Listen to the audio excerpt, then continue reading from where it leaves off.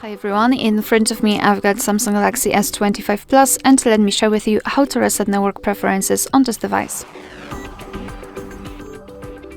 Let's start with opening the settings, and here in this general list we have to scroll down to the very bottom to find general management.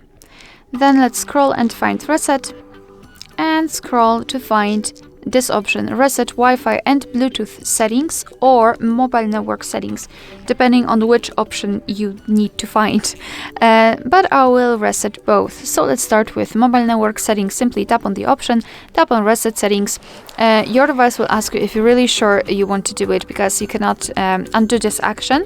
So just tap on reset if you're ready, and as you can see, network settings have been reset successfully. There's no other warning, so be aware about that and be sure that you want to do it. So now the second way, the second method, Wi-Fi and Bluetooth settings. So let's tap on them. Again, information that you cannot undo this action. So tap on reset settings, and again, Wi-Fi and Bluetooth settings have been reset successfully. Alright, so that will be all. Thank you so much for watching. Please hit the subscribe button and leave the thumbs up.